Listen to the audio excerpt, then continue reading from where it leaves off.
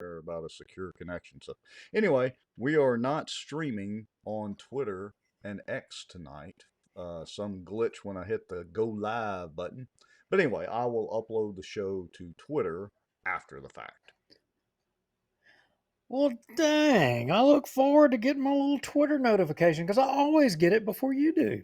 Yeah, I don't know what happened, but it literally happened when I hit the go live button, so I don't have time to troubleshoot it without canceling the show. And well, you know, that would be bad. Yeah, what the heck? We'll roll with it. I mean, Facebook it is. Yeah, And, Facebook it is. well, YouTube Well, and the yeah, like. we're on YouTube. Yeah. Anyway, All so right. what's So you, up? well, you're gonna have to forgive me. You know, the last couple of days I've been kind of, my sinuses and allergies were pestering me. I pretty much got that squared away, and I was in overachiever mode and getting all this stuff done. And today it just seems like, I don't know. It seems like I'm juggling 1,000 different things and not juggling any of them well. Do you ever get that feeling, Mr. Lowry? Dude, I get that feeling. It's every day of my life. I mean, the only problem I have is having torque converters crush my hand and having to determine whether I'm going to go get stitches or not. But Oh, you know that's what? I'm old school. I'll let it heal from the inside out. We'll see how it goes.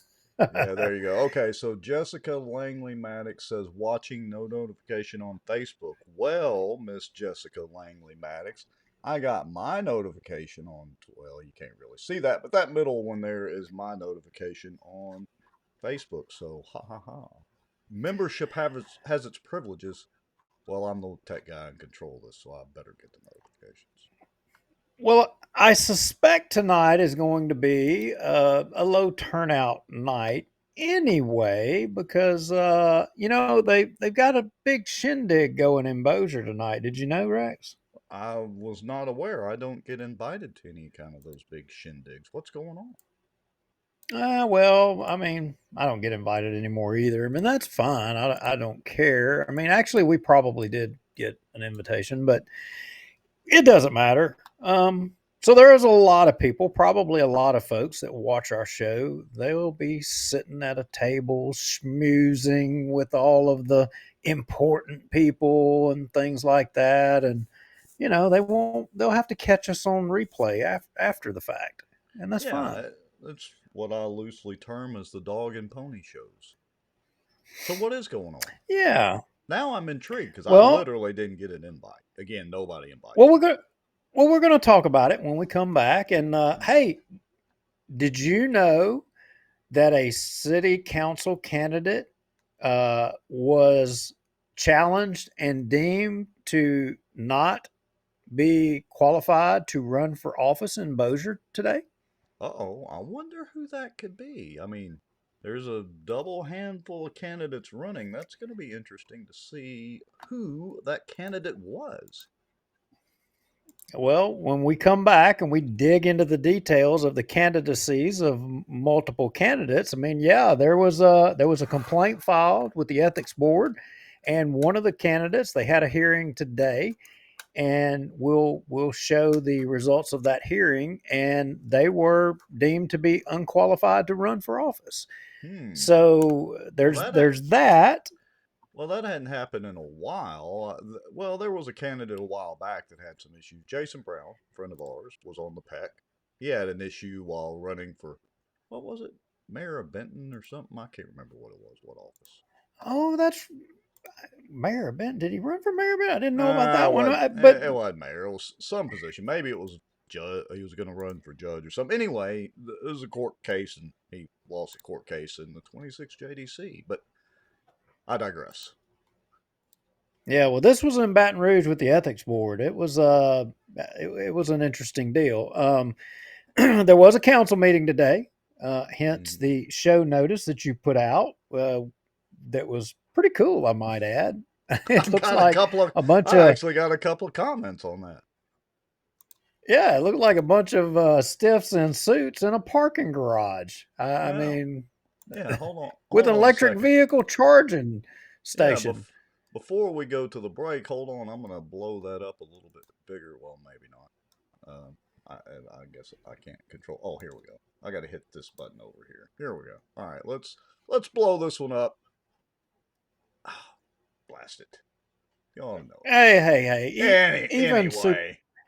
Even super techies have bad days. Okay. Yeah. Oh, it's okay. We all understand. Yeah. So yeah, it's an EV charging station, and look, it almost looks like the Boardwalk parking garage, and a bunch of politicians and bureaucrats laughing because it's paid by the tax dollars.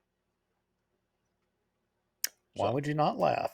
I mean, but there's not a lot of laughing going on across the country, especially if you're a federal worker. I mean, Trump and Elon are just having a heyday of it.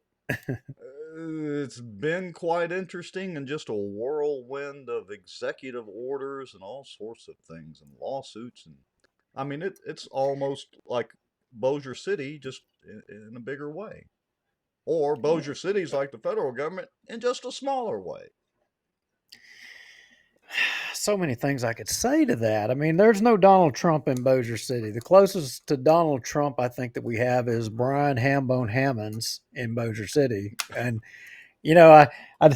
anyway, we'll talk about it when we come back, because anyway, I don't want to hurt nobody's feelings. Y'all know me. I'm real sensitive about hurting people's feelings and stuff. So Yeah. I'll use this break for a pause so that I don't, make anybody mad or rub anybody wrong, and we get complaints from the complaint department. You know how it is. Oh yeah, somebody's always gonna complain. So anyway, all right. Well, what do you say we go to the break, and then we can come back and we'll talk about all these topics and things. How about that? Let's do it. Sound like a plan? All right. So I'm gonna hit the magic button. Let me get this stuff resized back to where it goes. Folks, y'all know the drill. Make sure and like and share, tag. We're going to give maybe some campaign updates, talk about the meeting this afternoon, a few other things and all that. And we want everybody to give your opinion in the comments as we were talking. I mean, we have our soapboxes here, but y'all know the drill. We don't really moderate the comments unless it's obvious trolling. Our only rule is keep it relatively civil. We don't want to have to ban anybody. Sound fair enough, Mr. Lowry? I don't care. We can ban who we want to ban. That's right. But still comment. If you don't like it, go do your own show. All right. I actually like it. I actually like it when people put controversial things in the comments, even the ones we don't agree with. I mean, I'm fine with it. Bring it. Yeah, bring it on. All right. I'm going to hit this button so we can quit rambling. Folks, 3-minute countdown. Here we go. Like, share, tag folks, all that sort of good things. Send text messages, all that. We will be right back. Go make your drink and pop your popcorn. Here we go. Send some smoke signals. A lot of the back office on the politicians that they think walk on water, they would be shocked. There's an old wound from a knife in my back that just is giving me heck lately, and it's just really irritating, so I have to kind of wiggle around a little bit. I titled it "A Shot Across the Bow of the Good Old Boys." Just, they feel helpless, they don't feel heard, they have nowhere to turn. Some Republicans as well believe that government has the answers. And let me tell y'all something. I don't know anything government does well. Nothing. And aren't there laws that say that you have public meetings so that the public can have accountability of their elected officials? As a member of the media, I'm very concerned about what I've just heard.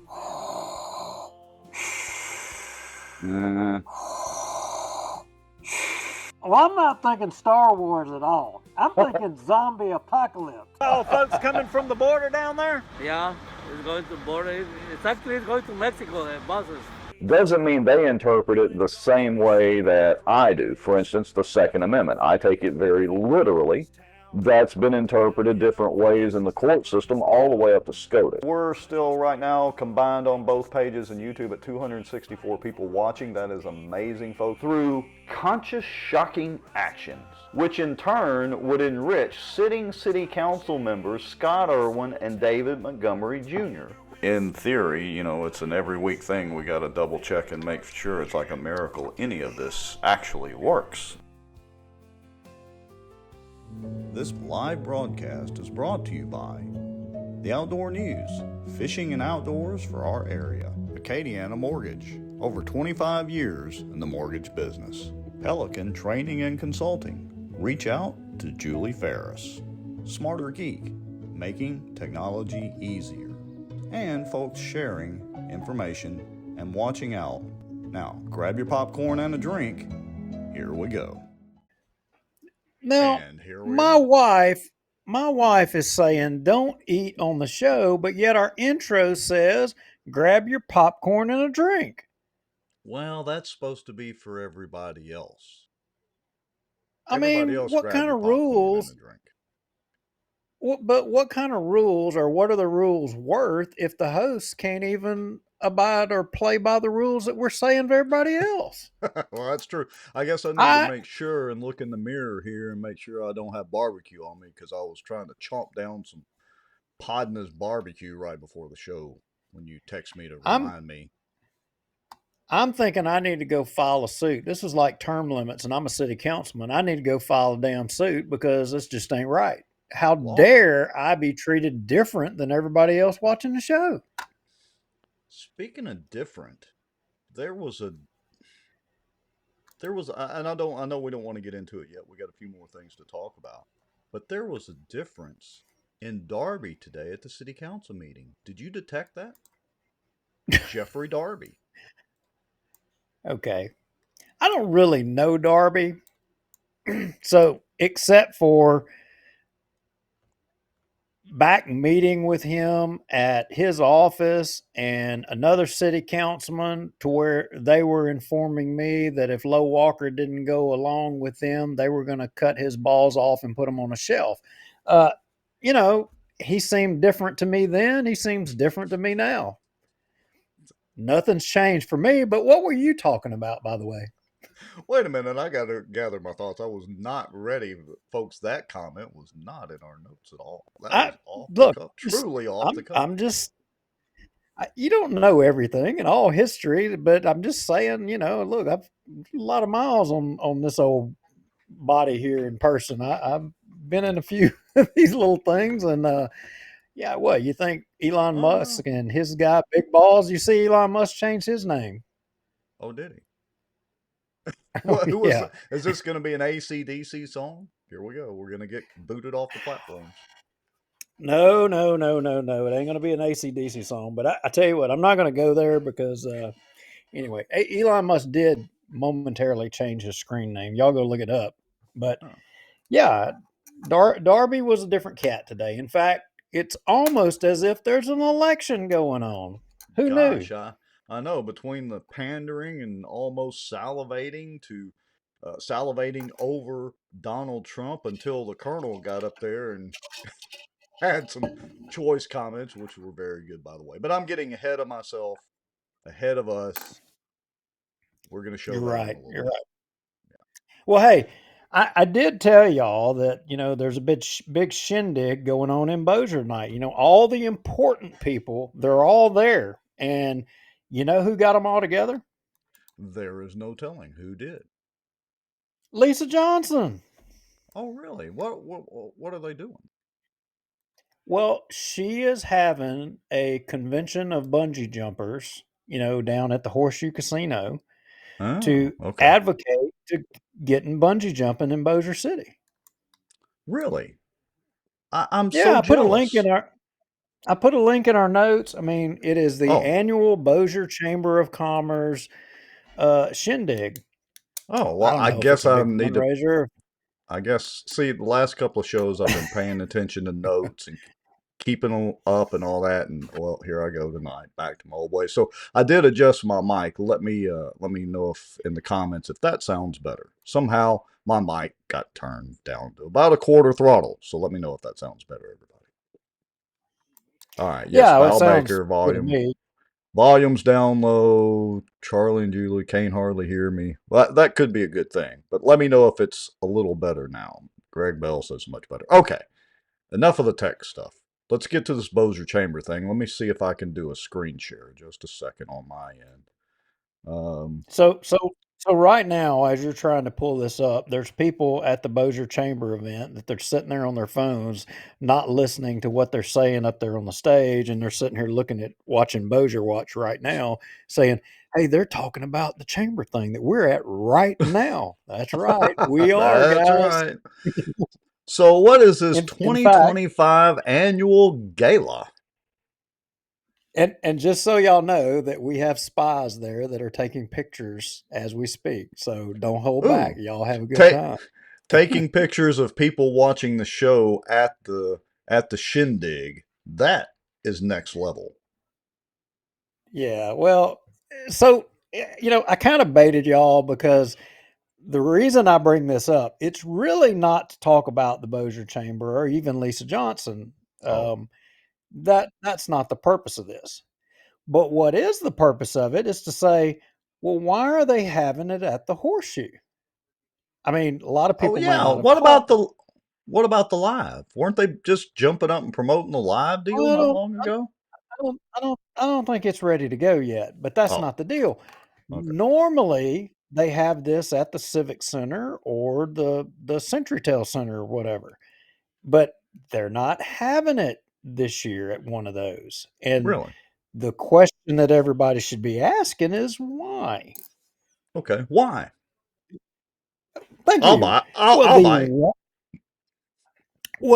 they I think the CenturyTel may have been booked up, but the Civic Center can't nobody have a deal there. And the why is because the health department has the kitchen shut down. Wait. What? All right. First of all, we can't say CenturyTel Center, even though to me that sounds better. It's the Brookshire Grocery Arena. All that city money spent, well, I guess technically some of it comes from Brookshire's or whoever the title sponsor is, but it's the BGA. Now, but you got me intrigued. You're you're What's right, and I like Brookshire's. Did you know that me and Kara and our kids were all in Brookshire's commercials a few years ago? Did you know that? what were y'all doing? Were they like escorting y'all out or what happened? Well, no, they were like filming like family get-togethers in the summer and all that stuff or whatever, Oh, and okay. they made me like act like I had another wife. It was the craziest thing. Oh, well, that is kind of odd. I thought maybe, yeah, it was an episode of Rowdy Rednecks from Benton or something. But No, they were Brookshire's is all over, and like they were advertising. And anyway, we were like in all their commercials. It was pretty cool. I can't believe you didn't say it. okay. But anyway, no, the Anyway, health back. department shut the kitchen down, and they can't have any events there unless they have to serve food, unless they have a caterer that can come and do all the cooking and the warming. They have to be able to be independent from the kitchen, as I appreciate the situation over there. I don't know exactly what the problem is. Maybe we need to send a request to the health department to find out exactly. But yeah, that's the deal. They were shut down. And if that's not enough, that they were shut down from the health department, apparently they don't even have a PA system. So At the the Civic PA Center? system is broke. Yeah, the PA system is broke. And if you want to have an event and have a microphone and talk to everybody, you're just going to have to scream real loud because they ain't got one. Well, you can go to Sam's and buy those, little ones for $400 or $500 that actually do pretty good. That's what we use when we do fishing tournaments out there and on the deck of a boat and broadcast it across the lake. See, problem solved. But you know what I'm wondering? What What? I'm wondering is that if they're still paying the fire chief to run the civic center over there and paying that big lump sum salary, maybe the firemen, maybe y'all can all tell us whether or not that's still the case or not. I mean, I don't know. Well, the cynical person in me wants to say we're still paying over $200,000 for our two local, I hate to call them attorneys, with all the bad legal advice they've done and potentially led the city council into committing malfeasance in office. I mean, we're still paying those guys. Why not pay to have the Civic Center run even though it's not working? It's a consistent theme in Tommy's administration. Well, I shouldn't really blame it on Tommy, but it is his administration, and he did hire those morons. The morons being the lawyers, not the people at the Civic Center. Well, here's the thing. Come after this election, and after this election, when you get a new council, there's no more excuses. There's no more excuses. The excuse wagon is going to be gone after this. And all I know is that Tommy better tighten up and he better fix all the problems. He better do the audit that he suggested he was going to do. And I'm not talking about some cherry picked audit. I mean, it needs to be the real deal. And he better get to cleaning up Bossier. I mean, he's had a pass. He's been able to hang his hat on all the old guys. He's limited. He ain't going to have that this time. That's going to be done. Yeah, I agree. Because look, a lot of people are paying attention in Bossier City. Did you know that? A lot of people are paying attention to politics. There is no doubt about that now. I think so, but I'm cautiously optimistic that people are paying attention. I mean, I acknowledge I see the indications, but like we always say, we live in a bubble and we have a skewed perspective. Like, I mean, we say it all the time. So yeah, I see that, but I'm cognizant of that fact. Well, I get it. So, um, I was trying to segue into showing off some of the stats from Bossier term limits, but I guess my little gadgets here are not going to play nicely tonight. So, anyway, I'll just put it this way. Wait, I think I got one stat in. I'll just put it this way. Did you know that the Bossier term limits views were up to 48,108 in the last 28 days? Our engagement was up 7,800 times. That's about a 397% increase on Bossier term limits. Did you know that? I did not know that. And you know how I don't know that? How would that be? Because I'm not on the Bossier term limit stuff anymore. Oh, well, that is a good safety point, because you are being a little politically active. So that's, a good thing, I I'm guess. in full disclosure to everyone watching this show, I am helping one of the candidates in one of the races. I'm proud to do so, and I think their why is just, and I think they're doing it for a good reason. And I was asked to help, and I am doing that. I am a volunteer, and so I stepped away from the Bossier term limit stuff and while I'm participating in this campaign. But when that's over with, I'll be right back. Well, you should have some good walking shoes after the enormous amount of walking you and the colonel and everybody else did for the petition. So you ought to be in good shape for helping with campaigns. Yes, sir. Definitely. All right. So what are we looking at here? Yeah, so I finally got my technology to work. But anyway, this is just some if I can talk tonight, this is just some stats. And as you can see, the Bossier term limits content that we've been sharing out, all those radio shows and all that we've been putting out there and all that has been well received, because again, it's up 17,000% from the previous 28 days with 48,000 views, over 7,000, nearly 7,800 engagement. That's up 388,000% from the last 28 days. Folks are paying attention now that election season is here. Starting to gain a few followers. But the followers don't do justice to how much the content is actually being viewed. That article or video transcription that we did of the article that Wes wrote is somewhere around 4,700 organic views. So, with all that said, Wow. again, people are paying attention. And right around election season, that's a good thing. And we give a lot of people credit for that, including the people watching. Yeah, I mean, and if it wasn't for Hal and our other friend Jeff, Oh, I mean, yeah, what would Bossier have done?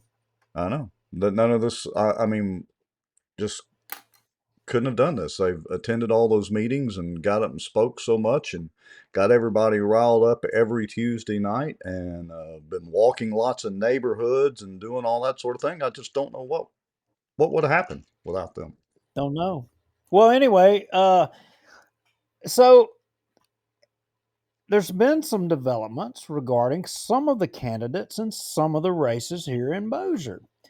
Um, Specifically, I said earlier that one candidate, there's one race, and we'll talk about it, Cliff Smith's race down there. He Mm-hmm. had two other opponents that qualified and one still in the race, but one in that race has been disqualified.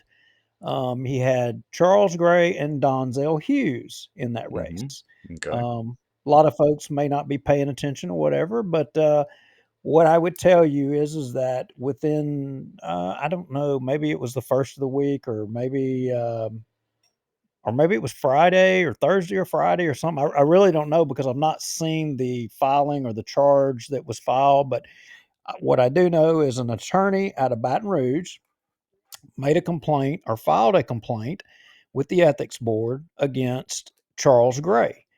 Okay. Now, I, I mean, I like Charles Gray. He was a police juror, and Charles helped on the term limit stuff. I mean, Right. he got signatures, and I think the world of Charles Gray. But as it would turn out, I mean, there were uh, complaints made in regards to, as I appreciate it, um, past campaign finance fines and filings, meaning that his, reports were not either filed entirely or filed late, and that he had, fine. Now, it's not, Rex, it's not hard to get crossed with the ethics board. In fact, I mean, Oh, it's it not. is, it, it's insanely ridiculous with the way Been the there and ethics done that. reporting is. Yeah, been there and done that. And look, hey, the governor himself has been crossways with the ethics board, and didn't they put some legislation forward to try to reform or rearrange the ethics board? I don't know, but what I would say is, and I would tell, I mean, I would tell anybody when you're dealing with the ethics board, when you call them, you should record your conversation. I mean, Yes, you should. whatever communication you get from them, you should record it and or email the question, get it in writing, the response. You better document it because I can tell you there is a long history of people who have gotten verbal recommendations and directions, and then it ends up a complaint's filed or they find themselves in a position and the ethics board said, no, we didn't say that. And Yeah. well, yeah, you most certainly did. And ask me how I know. Been there, Yeah. done that myself too. Yeah, I think everybody has. So, in the case of Mr. Gray, and again, we both think the world of Mr. Gray, so this isn't really to slam him. He may not have realized it. I don't know, but apparently this is the minutes of the transcript for the hearing or whatever that they held down there, and he was, let's see, he was no, or he is no longer qualified to run for the position of City Councilman District 3 in Bossier City. Um, the court will file the judgment by February 12th. Court adjourns. So, blah, blah, blah. So, Mr. Gray is out of the race officially, right? He is out of the race. Now, the interesting thing about those minutes is that if you read in there, it actually, and I know it's just the way that it is, it lists Jill Sessions as a defendant. I mean, Uh, I oh, thought that was yeah. pretty interesting. Well, let's see. With defendant Jill Sessions, who was present, maybe it's because I don't know how that works, the process, because I think if I remember right, at the top of the qualifying form or on the qualifying form, it says that if you have any outstanding issues with the ethics board, you're not qualified to run or whatever the disclaimer on that is. maybe she actually was there because she qualified or, you know, or did her part in the qualification of the candidates, including Mr. Gray. So maybe she had to testify. I don't Yeah, I don't know, or know. but that caught my attention. I just seems odd to me, but Yeah. either I mean, way. nothing So against Jill on that end because I don't think her job, I don't think, is to, you know, go do the due diligence on all the candidates and make sure they're actually qualified and have residence where they're supposed to and all that. I don't. right. So with Mr. Gray out, that leaves Donzel Hughes and Cliff Smith in the race. So Well, and some look, people's choice, full some disclosure. people's choice not to endorse is going to result in a black eye for them, and you know who you are. Yeah. And full Go disclosure, of ahead. course, we think the world of Mr. Cliff Smith. He's a good guy. He's been a solid term limit supporter. He watches the show regularly, attends a lot of the city council meetings, and we are not unbiased on this show. We are very biased, so we're pulling for Mr. Smith. But I see something here in the notes about Don Zell. Shall we show that next? Yeah, let's go there because this is probably why I'm going to support. Well, I mean, look, Donzel is a Democrat. I'm a Republican. Cliff Smith's a Republican, so it would automatically be there. But this right here was sent to us, and I didn't know that. I didn't know all of this history, and Hmm.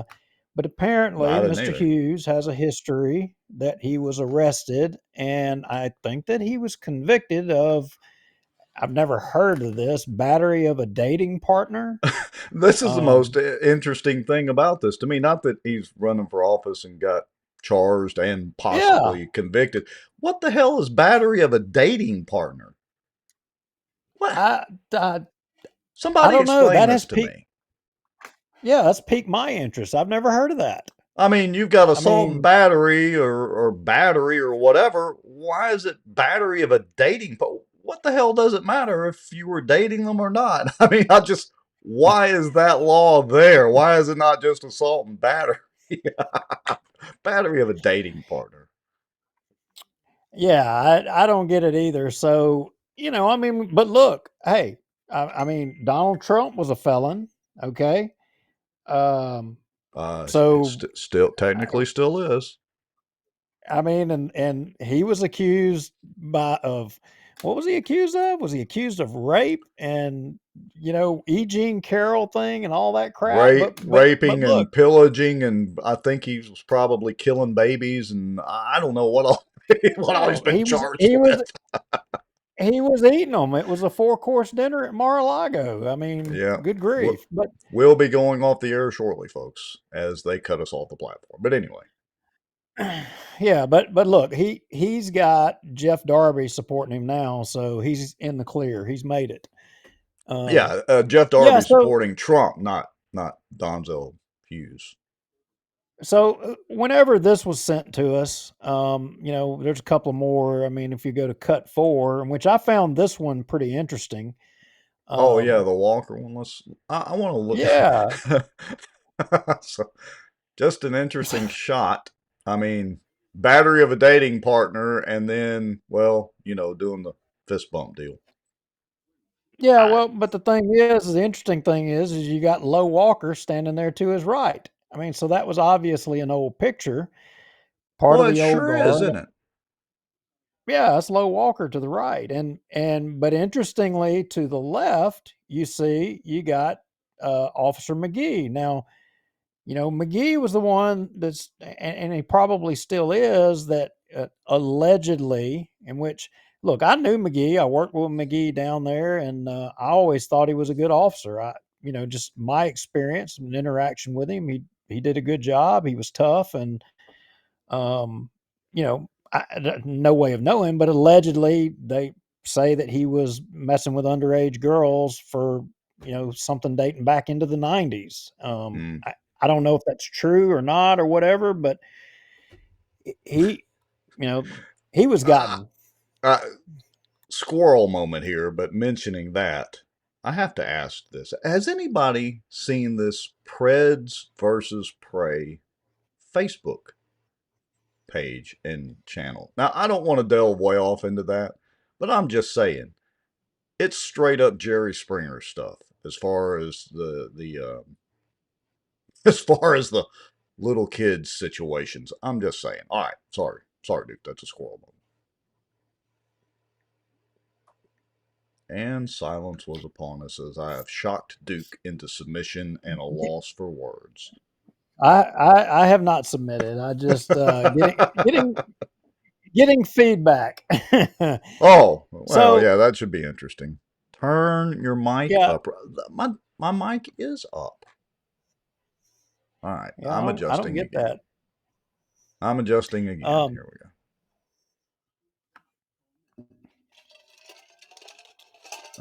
Yeah, my mic is up. I mean, I'm like bumping yellow and into the red, but I'm going to turn it up a little more just because. All right. And let me just adjust it a little bit closer. Maybe that's it. I don't know. All right. Anyway, So back to the show. So here's what's interesting. You've got endorsements and you've got those kinds of things going on, right? And the fire union has their meeting the other night to consider endorsements, and they've started putting their endorsements out, right? Okay. Well, in the race with Cliff Smith, and this one in particular, they didn't endorse nobody. Oh. Stayed out of it. Okay. Stayed out of it. And now they didn't endorse anybody, and they got Cliff Smith and they got Donzel, who has a past arrest record. Well, that's interesting.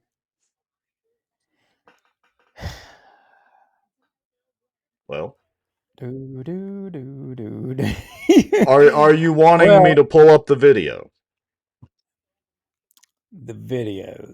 Yes. The video. We are just not in sync tonight, folks. No, we're the not. video We're not. Where the candidates spoke.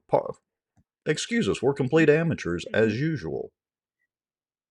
Yeah, well, I'm still sitting here thinking whether or not to go down that road. But let's go ahead and let's jump to let's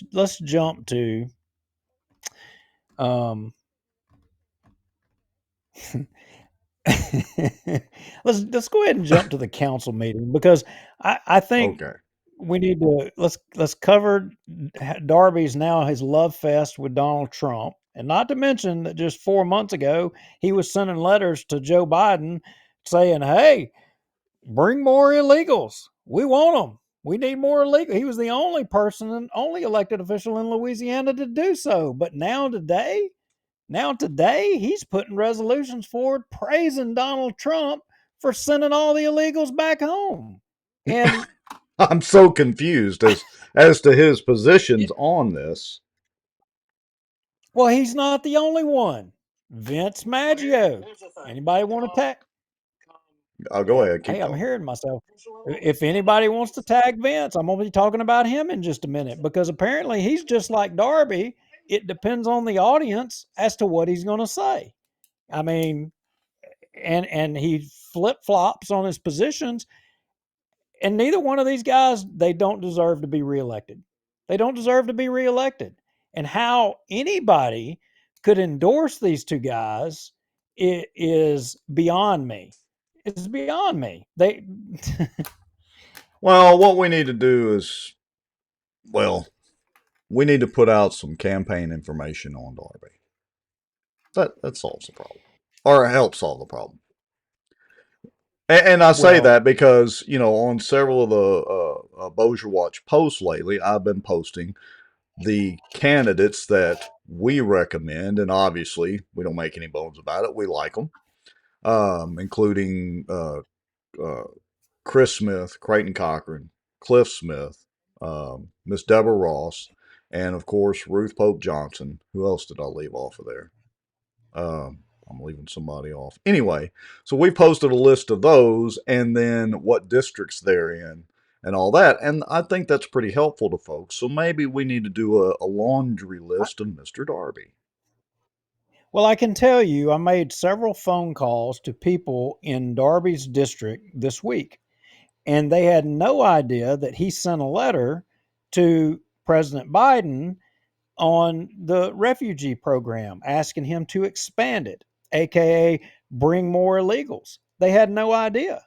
But No what idea. they do know is he's an independent and not a Democrat, an independent. And why do you think that is? Why do you think that is? He he is trying to deceive Republican voters in that district that he's some kind of moderate. He's not a moderate. No, He's he's not a not. moderate at all. And look, Miss Ross, she door knocked to get signatures for term limits. She's opposed to that illegal immigration refugee program. I mean, but she's a registered Democrat.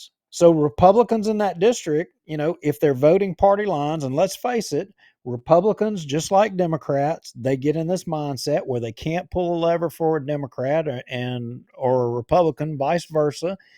But in this race, you've got somebody that's been in there for over 30 years that has been seizing on that. Darby's no dummy. No one should think that Jeff Darby is not smart. He is a smart man. He's a very intelligent man. Well, look, he's been in there, been in office basically since I graduated high school. Literally, like 89. That's the year I graduated.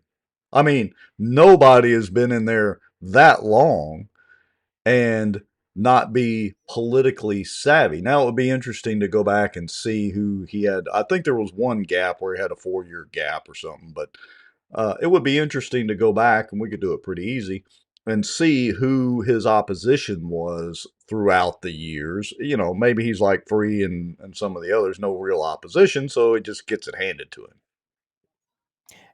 Gets it handed to him. But the most egregious thing was today at the council meeting and him trying to pass this resolution to support Trump, like he supports Donald Trump and the illegal immigration thing. I mean, and if you're a Democrat and you hate Trump, well, there you need to know he's on switch sides. He's not with you anymore. He's now with Trump today, but he was all for. If you're a Republican and you love Trump, well, you need to know he's trying to deceive you to make you think he's with Trump. It's if so he confusing. if he can have it both ways, well, why can't we have it both ways? He's playing both sides, and we're just trying to show everybody that he's trying to do it. I mean, his words today in this resolution, it was the most egregious pandering I've ever seen. I mean, I we agree. got to play it. All right, so do you want to play his letter first, or shall we just start kind of from the beginning and let Cassie and all of them run rush on? I'll tell you what. Let's jump. Let's jump ahead. Hold on. Let's jump ahead to Darby, where he basically starts out preaching and talks about his Trump proclamation, and the Colonel did a masterful job today of weaving in the immigrant letter and Alice Boy. All right, so let me switch screens. And folks, you all listen up because this is pretty good. Let me make sure I got everything adjusted here, so hopefully we can all hear it pretty good on our end. All right, here we go. The Bible says in Psalms 10:16, the Lord is king forever and ever. It's something that we have in common with President Trump, the men who are seated on this panel, is that we all have been elected, and we have been elected by the people to serve. We may not agree with everything someone does who is elected, but we can celebrate the fact that they choose to be a public servant. And I can appreciate the things that the president is going to do. And my Bible says that we are to pray for those who are in leadership. So I pray that we he's gotten that lesson good to beat the Bible in an election. Of the city, Yeah. Mr. Mike Johnson. I hope that he will share our congratulations with the president.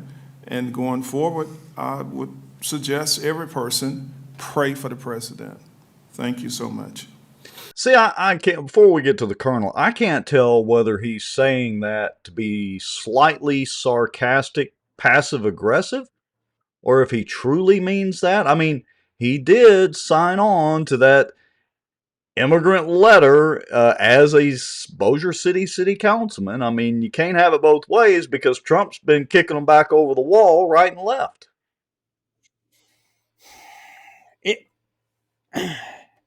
It's the same case with Vince. Do you believe me right now during the course of an election, what I'm saying? Or do you believe what I said before there was an election? You know, I mean, right now there's an election. He's making these comments and taking this action during an election that he has a challenger. Vince made comments and you know, before when there was not no election, and now he's making comments while there is an election. Which one do you believe? Yeah, Which I one can't. should you believe? I don't know whether to call him a chameleon, a snake, a weasel. I mean, all those things come into play, or well, just another Well, typical politician. you you can't say anything because he's quoting scripture. You can't say anything. So if you No, no, say no, no, no, no, no, no, anything, no, no, no. if you Let's say anything, see. you're attacking a godly man. You're attacking his faith. No, no, no, no, no. Was it John 2:14 where Jesus flips over the tables for the money changers? The heck, I can't say anything. Literally, do like Jesus does. Flip the tables over, which is what we and the Colonel and Cassie and Alice Boyer and Ryan Haygood and everybody in between, Cliff Smith, everybody watching, everybody attending the meetings, everybody commenting, emailing your councilman. That's what we've been doing. We are literally flipping over the tables collectively of the money changers, people. You want to get biblical? There we go. Yeah. All right, carry on. Here we go. All right, so Colonel, you're up. Mr. Silver. Council, do you have any other comments or questions? All right. Public comment. David Crockett, 653 Domain Drive, Bossier City, Louisiana. Nicely said. Donald Trump staged the greatest American political comeback in the history of the country. He thwarted the efforts to use lawfare to obstruct the will of the people. He demonstrated the fighting spirit of Cassie Mae Rogers and Ruth Pope Johnson here locally. Trump rescinded the policies of the Biden administration that invited illegal immigrants into communities like Bossier City. And he addressed the issue of false asylum claims that cost American citizens jobs, competed for local services, and make it more difficult for our citizens to get medical services. In honor of my friend Alice Boyer, I'm hoping, and I appreciate your words, but I'm hoping that you'll rescind the public invitation for people who are illegal in our community to come to Bossier City, and I think that that's it. Once we say that that was not the right policy, it's certainly against this administration's, then we can move on beyond that. But anyway, thank you very much, and it was a very nice resolution. Way to go, Colonel. Way to get Alice's name in there and that dadgum blasted illegal immigrant petition letter thing he signed onto that they won't speak about. Yeah, good job, Colonel. I mean, I don't know how someone could have said what was said more eloquently than the way he just said it. I mean, it was just like so nice, polite. Yeah. I couldn't have done it.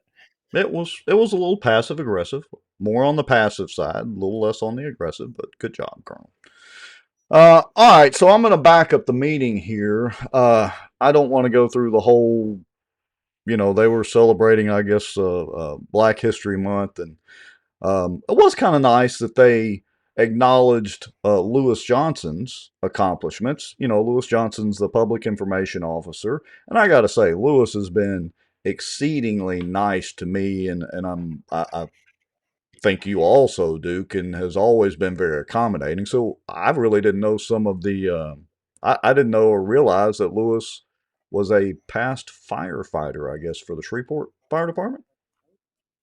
Yeah, he did. He retired from Shreveport. I think he, after being on the line, I think he went to fire prevention and then I think become like a public information officer over there. Yeah, he had a good career over there. He's a super nice guy. Yeah. All right, so here we go. This is Cassie up to bat. Here we go. Those were such beautiful presentations. I'm sorry if this ruins it. Cassie Rogers, Bossier City, Louisiana, 7/11/12. No, you're not. I noticed that last week's agenda had the letter for President Trump. That's not on this agenda today. Today, the Federal Secrets Declassification Task Force, starting with the first 3 major sanctuary cities, they're going to have to report all of the illegal immigrants in the cities. It will come down to us. We've asked before about the President Joe Biden letter, and we haven't received it yet. We haven't talked about it. We don't understand what's going on in our city, and I have a feeling somebody's going to be looking into Mike Johnson's district. Ms. Rogers, I'm sorry for the interruption, but you're saying the President Trump's not on there? It's number 10 under new business. Okay, I apologize. So we've seen the President Trump one, the Jimmy Carter one, but we can't see the Joe Biden one. That's really what my point was to that. Also, good recovery. It has been brought to my attention that one of the council members who are running for re-election has also claimed that they are the first author of the sign topper to honor first responders. Still haven't seen anything on that.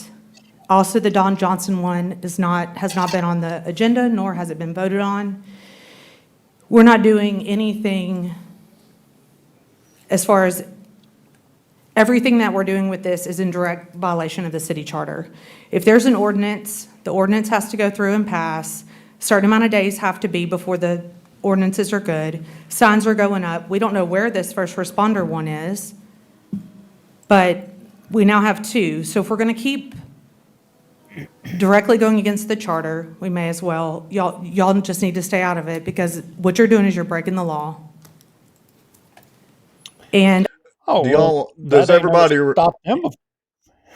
Yeah, that's what I was going to say. Does everybody realize what Cassie's alluding to right there? If you hadn't been keeping up in the last several weeks or last month or so, not only have they broken the law or violated the law, the city charter, of course, on the term limits and the petition specifically, and defied judges' orders and all that, they're not even following their own ordinances on this sign topper thing and naming of streets and all that. They're not even following their own law on that, their own ordinances. I don't think they care, because I think they don't have to worry about being held accountable for anything. No, they just keep on keeping on. All right, here we go. And also saw on someone's push card, Nehemiah 6:3, that talks about coming down from, not being able to come down from the mountain to build the wall in Israel. I think it's time for you to come down from building the wall and do the work of the people.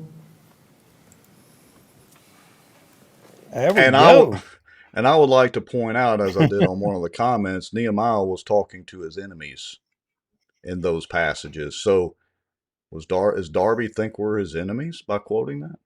I mean, a lot of people misquote the Bible or misconstrue it for their purposes. Literally, he was talking to his enemies. So is that the way Darby views us?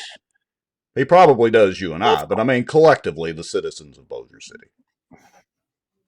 Yeah, he only cares about him being able to retain his position of power, and that's it.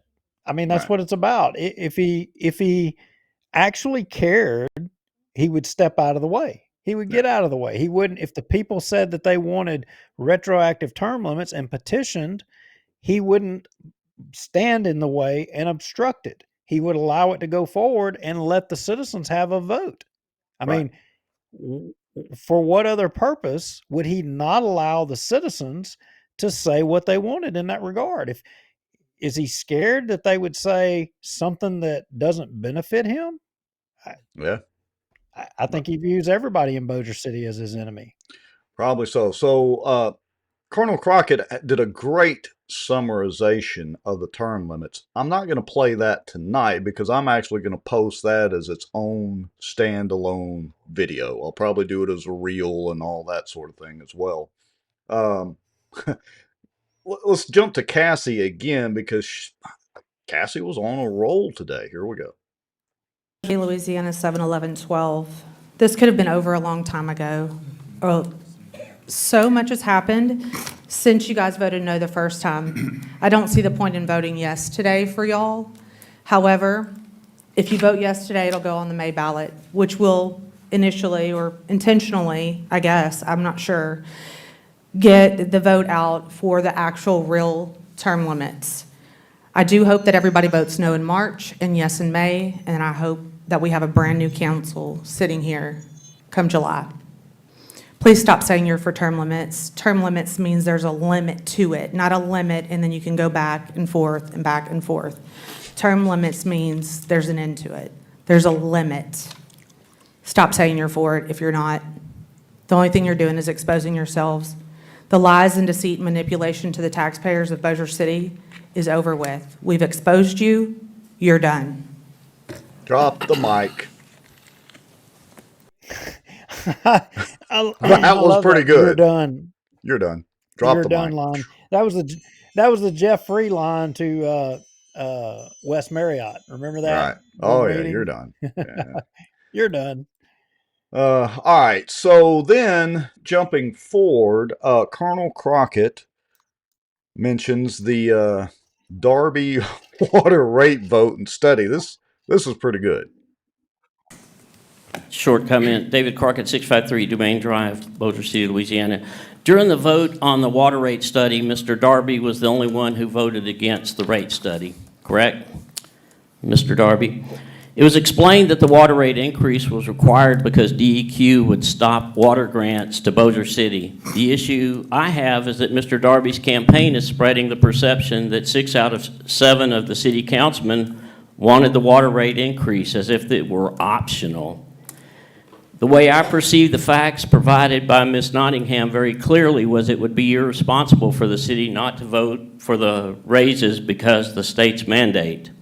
I hope the councilman, including Mr. Darby, will address this issue today for the public because there's a misperception. It's on Mr.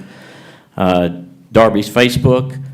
Mayor, I hope you'll make the water rate study that drove the water rates higher available to the public, or if I have to do a public information request, I'll do that. But I believe that's misinformation, and I'd like to hear from some of the councilmen. Did you support the water rate study because it was responsible, or because you just wanted the rates to increase? That's what it's perceived as by Mr. Darby's Facebook. Good point, Colonel. Bravo on that. Did you support it because you wanted to, or because it was mandated? Did you want to do the increase, or was it mandated? You can't have your cake and eat it too, Darby. I was trying to, because I have some of Darby's his push cards and the stuff he's putting out there. I have it in there anyway, but that's neither here nor there. We can keep moving on past that. Yeah. Yeah, good job, Colonel. Well, you know what? Hold on just a second. Hold on. Let's show what the Colonel's referring to real quick. So this is some of Darby's information here. I think we showed this last show or show before last, but he says he's the only councilman who fought and voted against a 2% water and sanitation increase. He spent District 2 on streets, sidewalks, and projects. $2 million. We covered this last show. So that's what they're referring to right there. Okay. Yeah, but he voted for Man Shack's, what was it, 33% increase. He voted for the water line to the port. I mean, and if I do remember correctly, the king of the council said himself, if we do this, we won't ever have to raise water rates in Bossier City again. Well, yeah. Lo and behold, guess what, Bossier City? Yeah. You got water rate increase. Water rates are going up. All right. So there was a little exchange here, not a little one, about this. Well, there's some traffic problems apparently in Green Acres Boulevard. So let's go to this. This is about Green Acres Boulevard in the Green Acres area and some stop signs and whatnot. And we'll get to, I believe that's Lisa or Sarah Price. But anyway, here we go. Okay, if you notice, like Green Acres Place Boulevard and Innovation Drive open, we're having 3,200 some cars a day travel that. And that's a 7-day, that's 24-hour study, 7 days a week. But that's how many cars travel Green Acres Place Boulevard. And they speeding down there 50, 60 miles an hour, 40. I mean, if you sit on the front porch, you think you're on I-20. It's getting really bad up there. This is Ms. Price right here. Just state your name and address, please. Sure. I'm Sarah Price. I live at 357 Green Acres Boulevard. That's on the northeast corner of Green Acres Boulevard and Fairmont Drive. And actually, Vince, I believe you told me that traffic count number was from 2020. Yes, ma'am. Let me just back up a little bit, if I may. I'm going to just refer to to the street as the boulevard. We've lived in our house for 10 years. The boulevard has always been a cut-through between Benton Road and Airline Drive. The speed limit's 25, of course, because it's a neighborhood. Speeding has always been an issue. I've talked to the police department. I've gone down there, and they try to help when they can. So I'm going to pause right there. When I lived over on Sheck's Drive, oddly enough, Sheck's Drive was a cut-through from Patricia to Barksdale Boulevard right there across the tracks because it's a straight line, quarter mile. It was basically a drag strip. So a few complaints were made. Bossier PD came out there on 2 different occasions, and they actually sat behind our neighbor's fence, a couple of motorcycle cops. We were taking them sweet tea to drink and water and all that. They wrote like 90-something speeding tickets in the first few hours of the first day. It was insane. And people eventually started to slow down.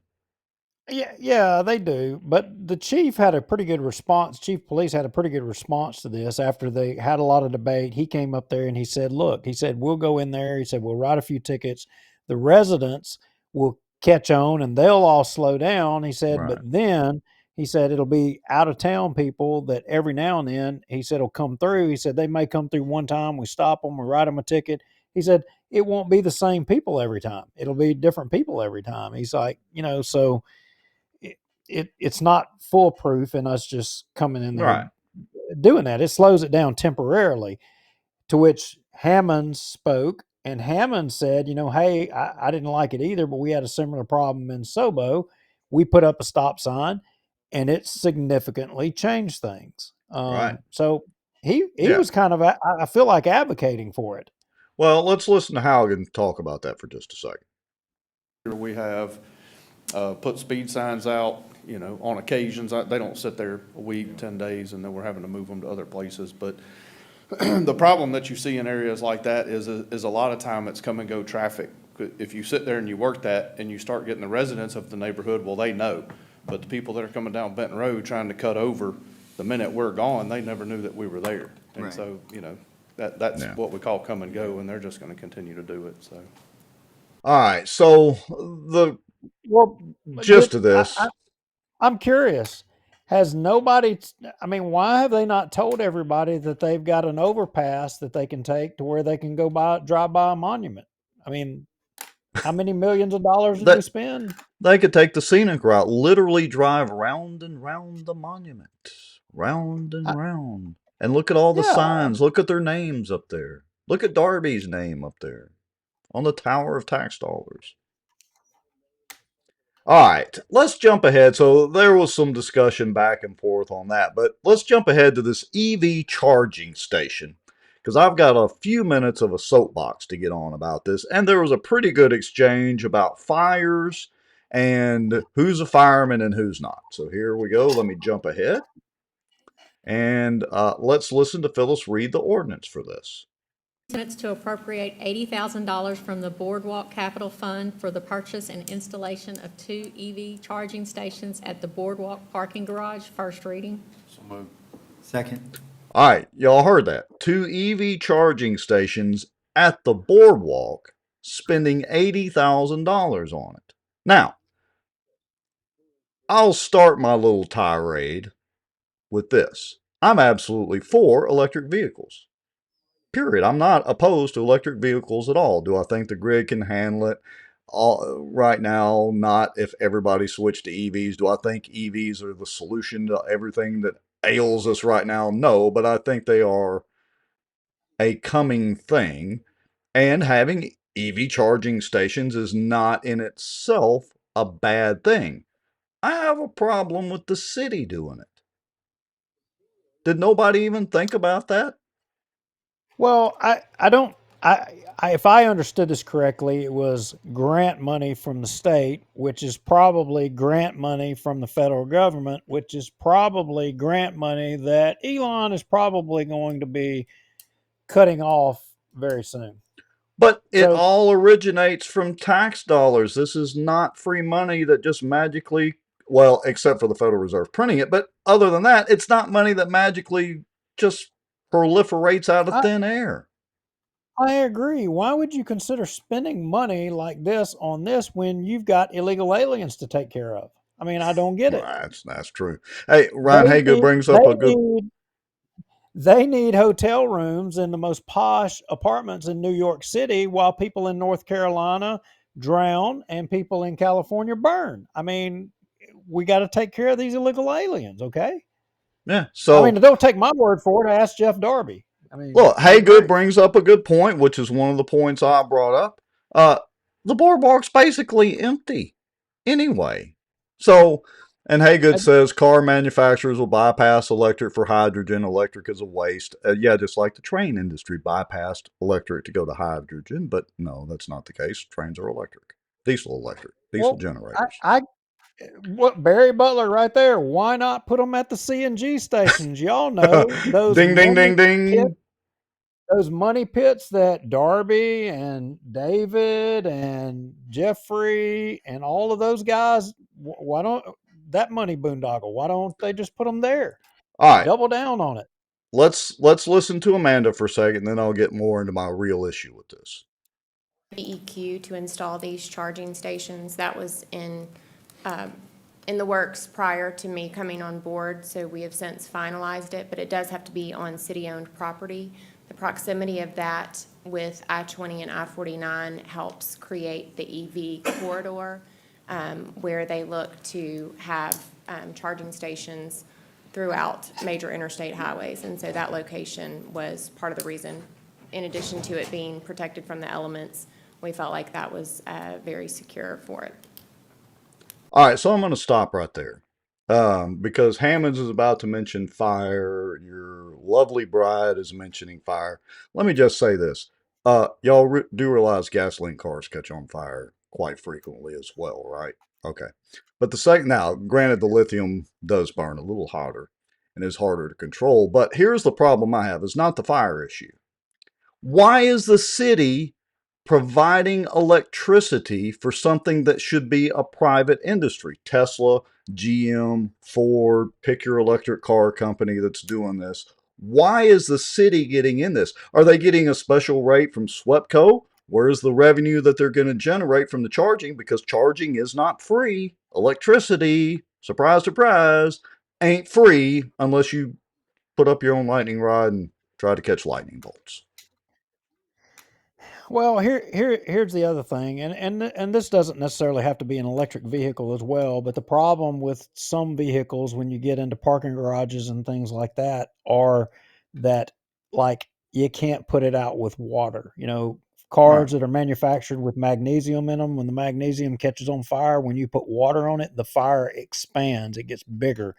So, and a lot of these electric vehicles, they're so new, the components, are not readily known on all of them, and they're changing daily. And I'll be honest with you, my time has passed as a fireman, but I would find it hard to believe that some of these electric vehicles didn't have a large magnesium component in the manufacturing process of them. I would be shocked. Well, but so look, you got to fight it different. But I got to point out, Haygood already said in the comments, which was, a good segue into all this, isn't the boardwalk basically abandoned anyway? There's not many people in that parking garage, and that parking garage is largely, wait for it, concrete. Yeah, that's right. I think they should put the charging stations in front of Maggio Grocery. That's what I think. Bingo. I think that's a grand idea, Duke. You've solved the whole problem. Community development, right there. Right. Ding, ding, ding, ding, ding. So Barry Butler says, why isn't SWEPCO putting up stations? Because they're not profitable. Rusty Maddox says, will these be free to use like the 30 amp stations at Walker Park by Brusher Arena? They might be free to use, but they're, again, remember everybody, they're not free. I understand what you're saying, Rusty. But let's remember, electricity generation ain't free, at least not now. Well, we'll get to the part where the king speaks. Because okay, this whole meeting, these guys were clammed shut. They wasn't talking about nothing. It's almost as if they were still operating on the same rules from the last meeting that don't respond. They're going to try to get you to say something. Just don't say nothing. They was on lockdown. All right, so yeah, we'll get to the lead in to the Queen speaking is this exchange between Hammonds and Chris Smith. Here we go. Say there's a car charging down there, car catches on fire, something like that, or the charging station messes up a car.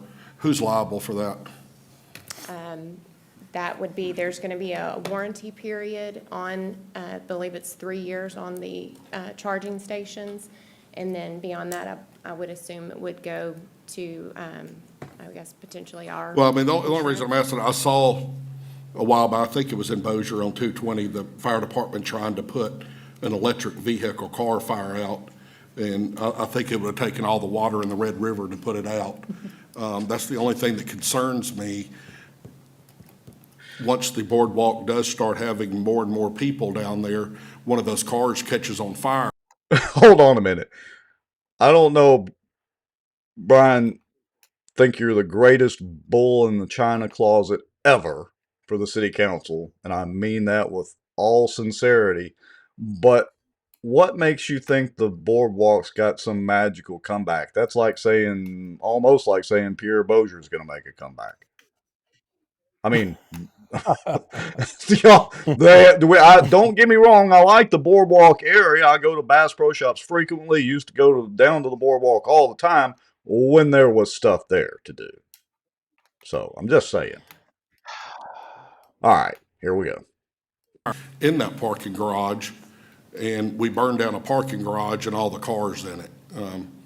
I don't think we carry enough insurance for all of that. Is the only thing that worries me about this. I know that they're at Mall St. Vincent. They're out in the parking lot, out in the open. I'm just wondering if there's a better location that we could do it out in the open where if something, hopefully nothing like that ever happens, but you always have to think about the if. Sure. We have looked at several locations. We are limited as far as infrastructure because of the amount of voltage they take. And so the boardwalk does have that there, which is part of the reason for the selection of that site. But I don't know. I've not done research on the incidents of them catching on fire while charging. I'm not sure. I guess if that's, if there's an increased risk with that or not. Did y'all think of an alternate location anywhere else? Or just listen up. Like I said, I don't think the boardwalk's up. We did. We actually really looked at Tinsley where we have the RV park, but we did not have the voltage there. And then additionally, because it was part of the EV corridor, we were limited getting off, the distance away from, I think it has to be within a quarter mile of the interstate. So that was the reason we ultimately landed there. Do we have something around the city hall? We don't have any here, no, sir. We have the voltage here? So Vince doesn't even know if they have EV charging stations around City Hall. Great comment here, Vince. You're literally a sitting city councilman. At least he's finally talking. Oh, I mean, he's only said a couple of words. It's powerful. This is the most he's spoken in all the city council meetings, I think. We could go back and we could track the time he spent speaking in every city council meeting. This has got to be his upper limit. All right, here we go. This is it. He spoke more in this meeting than he has in any meeting and possibly all meetings combined through his whole first term. Yeah. Our good friend David Johnson, who's been a longtime friend of the show, says, do not put them in a garage anywhere. Now, David, we've had several comments already that they're bringing pickleball out there. I think they're going to have the pickleball up on the top floor, the top deck of that parking garage. It'll be a natural barbecue when these fires that Mr. Hammonds is referring to starts. It'll warm up the concrete and keep everybody up there playing pickleball warm. See, it's a win-win. All right. Well, let's get moving along here. I got to hear what the king said. All right, we got to get to Smith, and then it's the king. Here we go. I would have to get with representatives from SWEPCO and with I know there's Steve some Ford. in Horseshoes. All right, listen. Horseshoe Casino's parking garage. Okay. I think there's 2 or 3 in there. Have those ever caught on fire? Huh? Have those ever caught on fire? I don't know, have they? I don't work for the fire department. I don't think so. I don't work for the fire department. He was literally just telling us how they catch on fire. But good comeback, Hammonds. That was pretty witty. And Smith didn't catch it. No, it didn't. Well, all right, keep rolling. Here we go. I will say we have had some issues with, we have outlets down in the plaza and in different areas where they have been open to the public. We've had to actually secure those because we've had people just pull up and charge. So one of them down at the East Bank Plaza actually showed up on a map as a charging station. So we were working to get that removed and actually get legitimate charging stations installed. So, as opposed to illegitimate ones. Are they Tesla superchargers or? These are DC fast chargers, so they will work Universal? with any. Yes, sir. They're going to be mounted on the wall. So we looked at a lot of different options, but like I said, this has been in the works since. Well, I didn't mark the spot. Just a second. We're trying to get it wrapped up and I'm trying to get to it. moving forward. Here we go. Something that we could talk about in the next couple of weeks and figure out if that's the best spot. Only Sure, thing if better we have would have been if Chris would have said, "Are they sexy Tesla charging stations?" Because one of the Elon Musk, guys like Big Balls was sexy Tesla. That was his username, and they were losing their mind over that too. Anyway, Hey, carry on, proceed. All right, but squirrel moment. Did you hear about the meteor that NASA detected that was supposed to come near Earth? Did you hear about this? I'm being dead serious. It was an unknown. Are you? No, and this is related to this. It was an unknown, Okay. previously unknown meteor that was headed within near, collision, not necessarily going to hit, but a near collision with Earth. And NASA was worried about it. Then they figured out, I'm not kidding, they figured out that it was actually the Tesla that Elon sent up several years ago on its mission to Mars, that Tesla that he launched with the little dummy guy sitting in the pilot seat. I guess it's making a return trip by Earth. The Tesla was coming home. No. This is a true story, folks. I'm not No, I making didn't. this up. It was on the internet. It must be true. Yeah, it has to be true. All right, Anyway, here we carry go. on. Yeah. Different locations, we can definitely look at those, and it was my mind, I think, if I remember correctly, about $200,000 to get the infrastructure done at Tinsley where it did not have the voltage required, and so it can get pretty costly, and we were trying to stay within the confines of the grant money and not have to, be out of pocket. Speak up, David. Anyway, Council. So this is all it's gonna cost us is $75,000? No. It's $76,000 is for the two, so the grant's for $75,000, the request is for $80,000, just to make sure we had enough. That covers everything? Yes, sir. So the point Here we go. is that we're gonna be on the hook for it from now on. And it's true, there's a warranty period, but after that, it, quite frankly, I'm not gonna support this. I believe the liabilities outweigh the benefits. I understand. Especially from this day forward. Finally, you got to hear him speak. He's not on medication anymore. No, finally, something I agree with him. We're on the same page. Y'all found common ground. And actually, I agree with him too. I don't want the city in the EV charging business. I'm fine with EV vehicles and charging systems private. Well, no, where the hell was he at on the CNG stations? I mean, he was all in on that, but he ain't gonna make no insurance money off of this. See, he could have stepped up and said, "Wait a minute, we can get adequate insurance coverage for the city for liability in the event of fire or other acts of God." But notice he kept silent because right now he can't write the insurance because he's a city councilman. Why the hell did he not espouse that thought process about the CNG stations? Where, I mean, and now all of a sudden he's fixing to be gone. And now he's going to get right on $75,000 and a grant at that. I mean, yeah, that's what I had to get on the same page with him on. All right. Well, look, miracles never cease, folks. Mr. Lowry has found common ground with Montgomery. But here's the interesting thing. You want to know what the interesting thing is? Y'all know what the vote count was? You know what the vote count was? Oh, do tell. There was only one person voted in favor of it. Really? Let's see. The Green New Deal Smith. Wait, hold on. Let's go look at the vote count. You are absolutely right. Look at that, folks. He apparently Mr. DEQ EPA himself, Chris Smith, voted for the EV charging stations. He missed the meeting before the meeting, obviously. He was not there. He did not get the message. As let's see, how did they put that? Oh yeah, the circle jerk before the meeting. And I'm if you know, you know.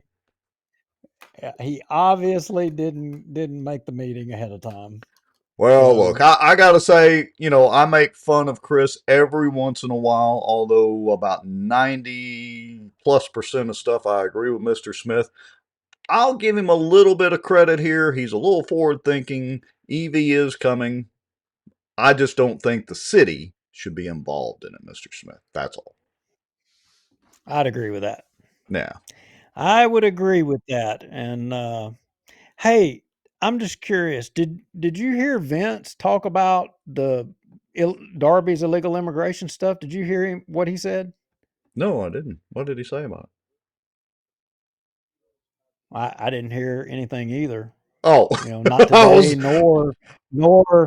nor before when they were kicking people out wanting to talk about it. I ain't never heard him say anything. I was just wondering if you heard anything.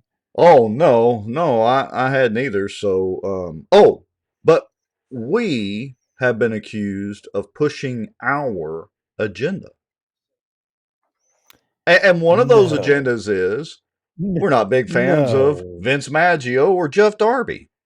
But folks, did y'all know your valiant co-host over there and co-host sitting in this seat, we have an agenda. Did y'all know that? Let me, well, I will admit I have an agenda. I think you'll admit you have an agenda. There's no doubt about it. Absolutely, yeah. Is my agenda personal? No, it's not. And I'll use Vince Maggio as the example. I think a lot of Vince Maggio. I think he is a person. He donates to causes that are worthy causes. Putting the dumpsters in his community to pick up the trash. We joke about it. I think those are all admirable things. Sure. But I also I find it more important to have elected officials who stand by their oath, and when they say they're going to do something, they stand behind it. And in the case of Vince Maggio did not uphold his oath of office. He betrayed his oath of office. And to say that, he stands with the people, no, he doesn't. In one council meeting, he said, literally, when they were talking, some of the brief words that he said, he looked to the council and said, I stand with y'all in response to the speaker suggesting that the council stand with the people. And Vince said he stands with y'all. So I take issue with, I hate that it's Vince, because I think him and Sharon are both great people.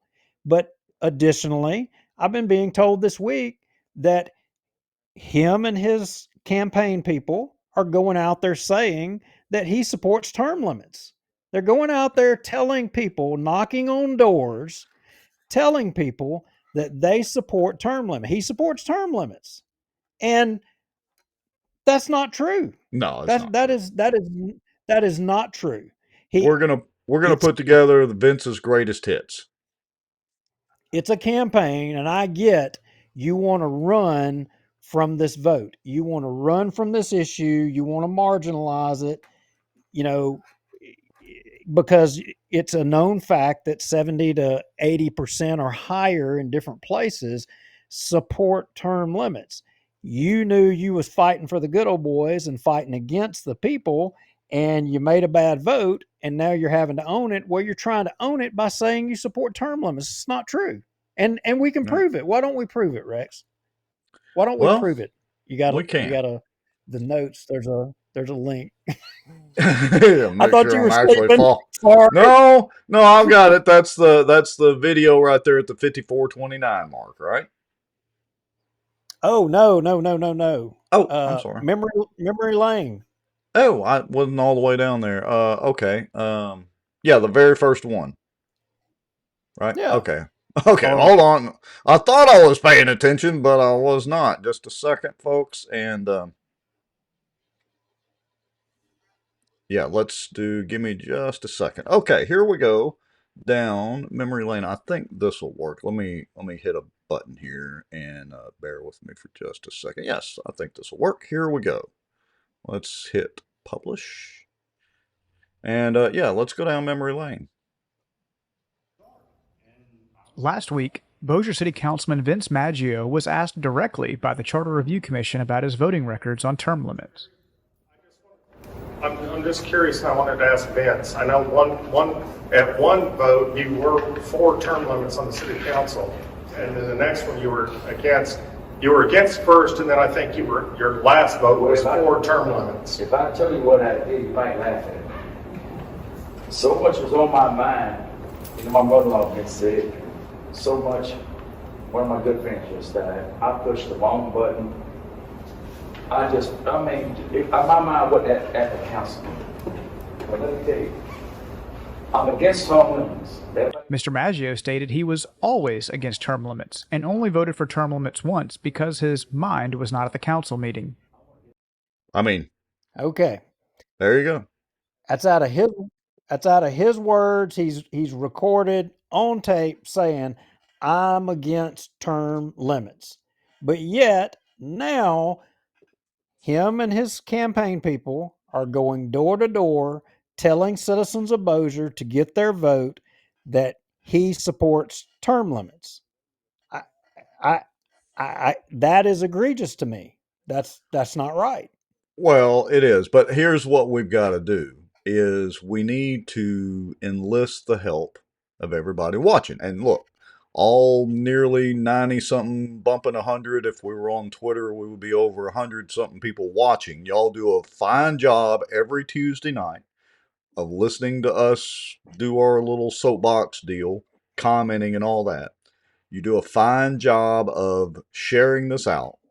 But here's what we got to do. We got to educate our neighbors, especially in District 5, our friends and neighbors in District 5, and let everybody know that Vince is a liar. It might be a nice guy, might do wonderful things and put out dumpsters and help folks around his community with his grocery store. That's all fine and good, but he straight up lies. That's it. Well, I'm not going to call him a liar.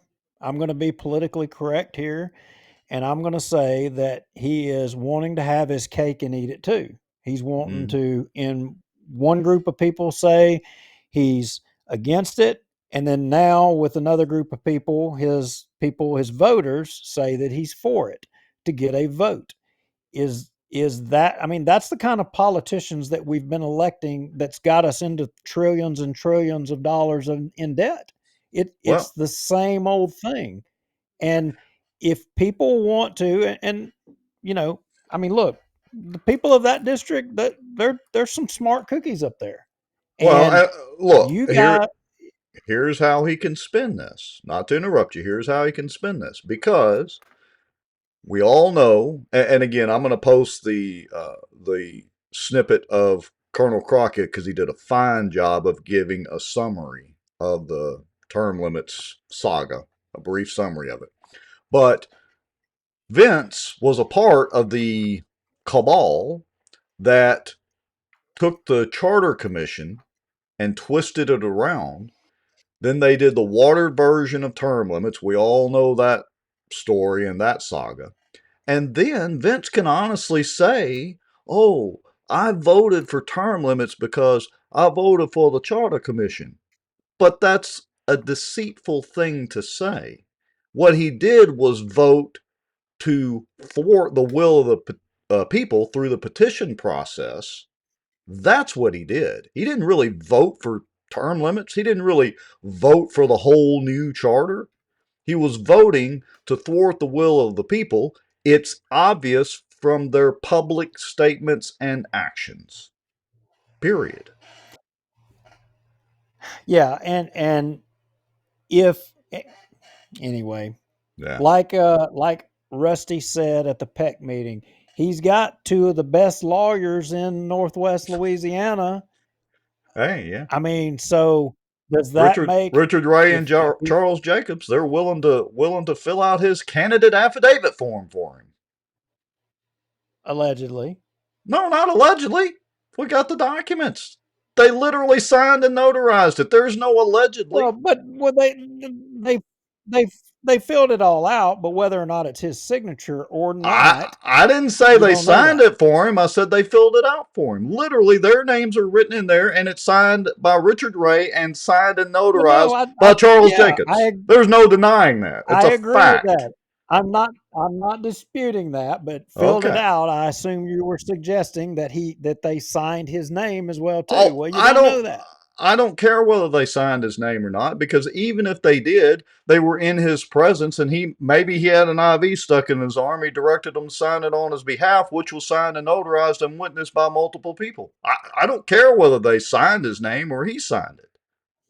It's the appearance of you have the city attorney, the assistant city attorney doing things on behalf of a candidate, arguably while on the city payroll.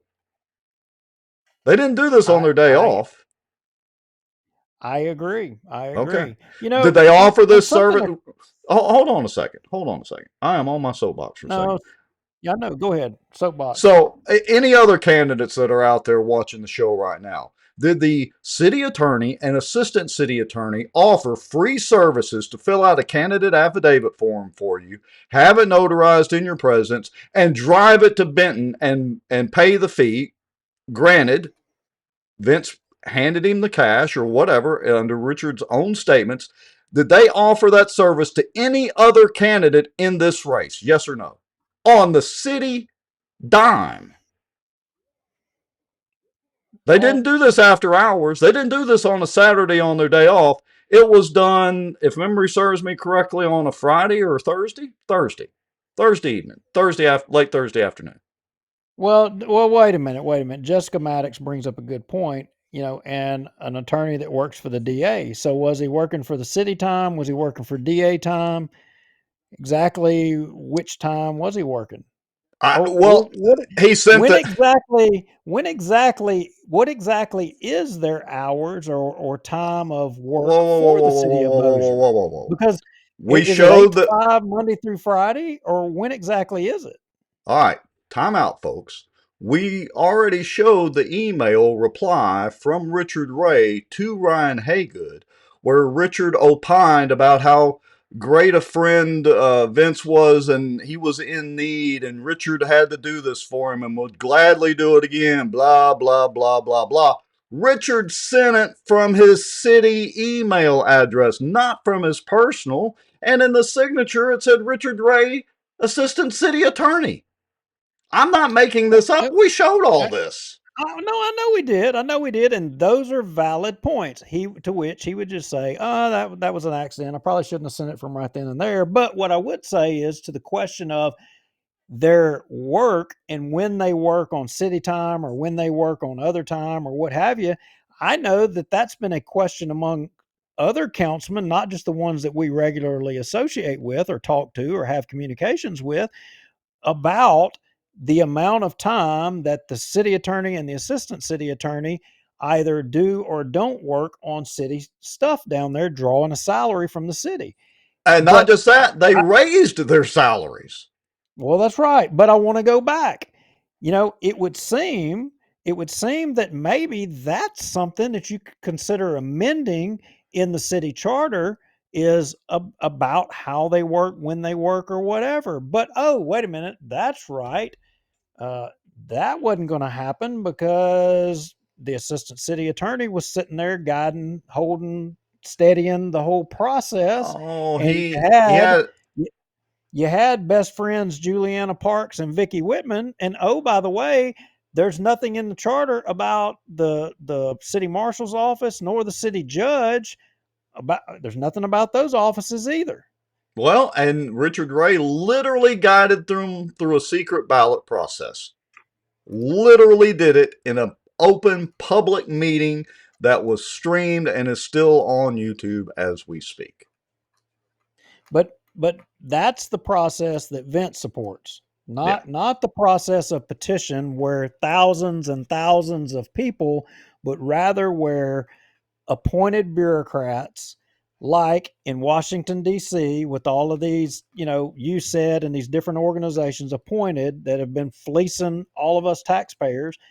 That's the preferred method for city councilmen in Bossier. That's their preferred method. But I go back to it's inexcusable to go out there and to say you support term limits or to say that you're against illegal immigration when your record clearly shows on video and in writing that you supported totally different positions, and your positions ironically change to where the majority of people are while you're in the course of an election.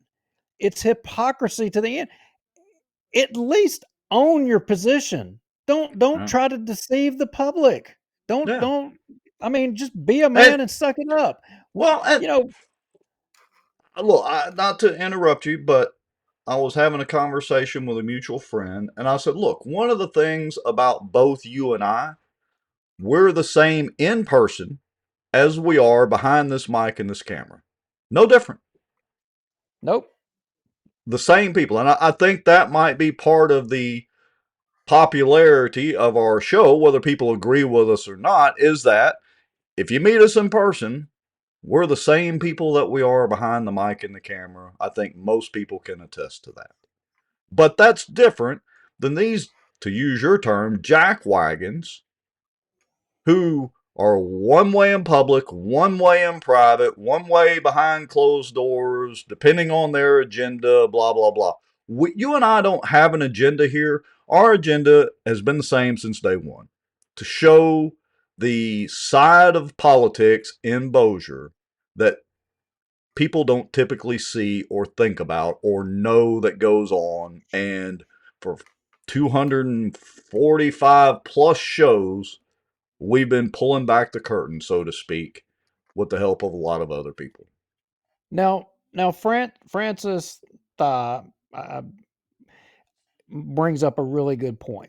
And it talks about, I mean, they're talking about District 5 down around Maggio's Grocery, I'm assuming, and down in that area, that it's in horrible shape and needs to be, some work and repairs and stuff done. Now, we talked about in a previous show, in fact, I mean, it was a long time ago. I remember when we first heard about the fact that Vince bought trash dumpsters and put down there for the local citizens, we praised him for it. I mean, kind of going out of your way. But to Francis's point, Francis, again, I've known Vince a long time. I think he is a benevolent person. I think he truly is a good man, but I think he makes some mistakes. And in this case, as the elected official of that district, he shouldn't have to be coming out of his pocket to get trash dumpsters down there in that community. He should have Amen. he should have used his political position as the representative of District 5 to get something done. But he didn't get anything done. He didn't use that position. He sat up there for 4 years. He hardly uttered a word. His main goal was to please David Montgomery and to vote with David Montgomery. I bet they didn't hardly have a cross vote. I bet if we went back and looked at all the votes, I bet he voted with David Montgomery 100% of the time. I bet you. Probably so.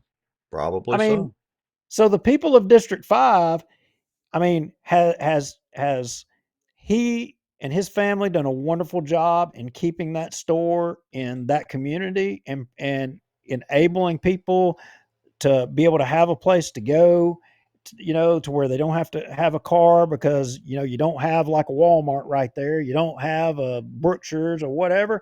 Is that a service? Is that a benefit? Yeah, it absolutely is. And he and his family deserve all the credit in the world.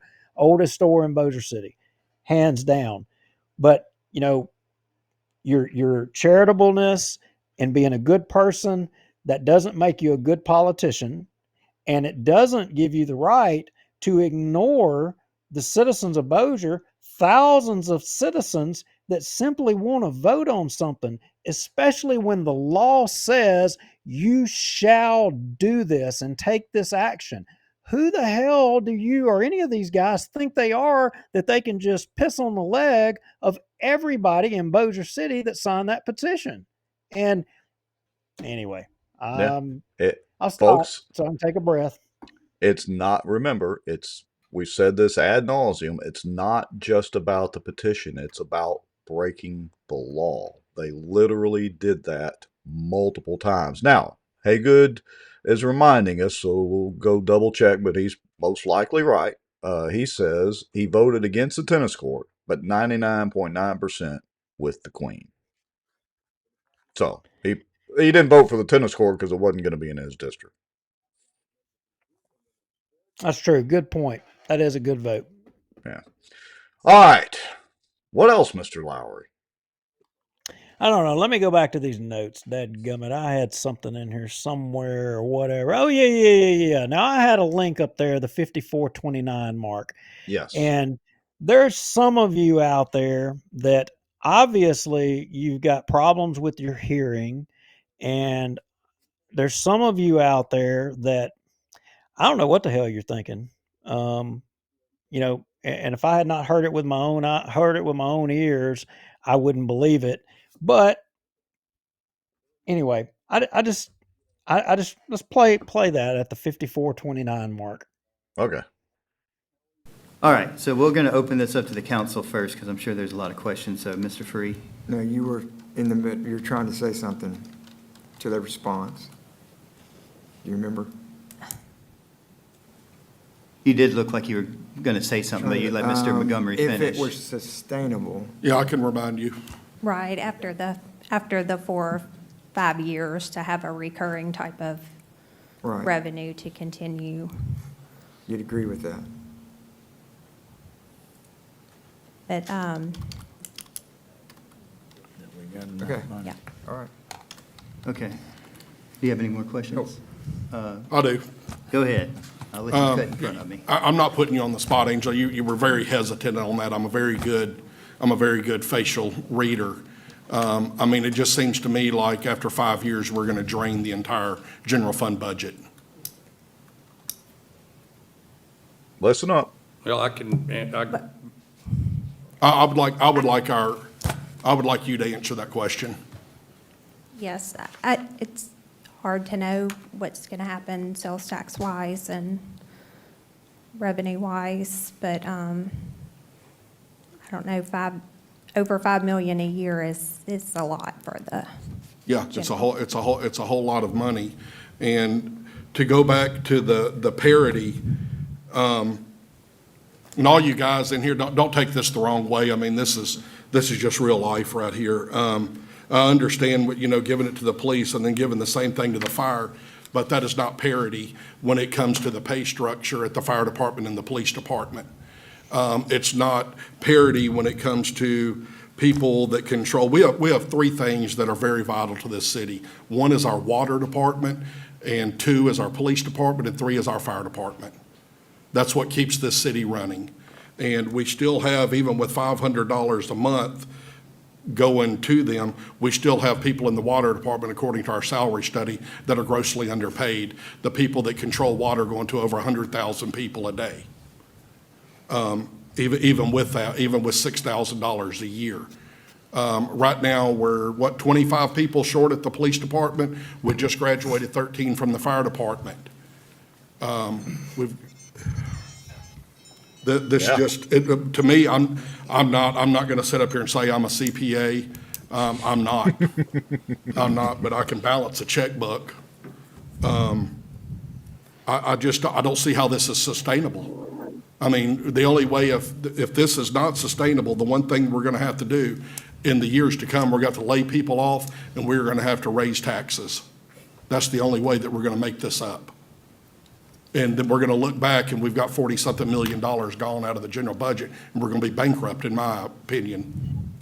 Yes, either that or move more money from, that's going to capital to operating. Ding, ding, ding, ding, ding, ding. Are you done, Mr. So Davis? you can stop it there. So what we're talking about is the pay raises that the fire and the police got, that Montgomery did, the $500 across the board. You just heard the lady there. She didn't want to say it because she was intimidated and scared of Montgomery. Let's just call it like it is. That she's scared to speak, and she didn't want to acknowledge and say that it's unsustainable. And so for some of you out there in public safety that you obviously don't understand this concept, shame on you.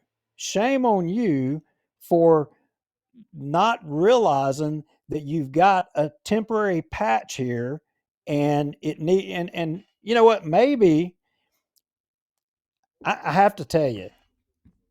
Well, no, I don't have to tell you. It's pretty damn embarrassing. It's pretty damn embarrassing. Nothing has changed. Doing the same old thing that you've always done, and to say that you're going to do things different, you're not doing nothing different. It's just the same game, different dance. And just revolving chairs. Anyway, I am talking in circles here. I'm gonna have to get out of this, but what else you got? Honestly, not much else tonight. We have been so busy doing 1,000 different things. It's hard. It's hard to try to stay focused on one little thing because there are so many things going on at once. So I want to. I mean, hey, do you ever read any of the Federalist Papers? Yes, it's been a while. So there's one Federalist 51. There's one particular in there, and I pulled it out right here, and I haven't read it. And I wanted to read it to people because it's so true. And what we see here in Bossier City is exactly what they were talking about, And Publius, as you know, was what several of the founders, they wrote under the alias of Publius. And here's the quote: "What is government itself but the greatest of all reflections on human nature? If men were angels, no government would be necessary. If angels were to govern men, neither external nor internal controls on government would be necessary." That's the case. And Bossier, I mean, we don't have angels in Bossier. And people who are angels, they go in there and they change. Government changes them. So we have to just completely change it out every now and then, no matter what. That thing about the tree of liberty needs, refreshing every now and then. Right. It needs refreshing in Bossier. I mean, it needs refreshing more than what it has so far. We've got 2 left that need to go because they want to stick with the old ways.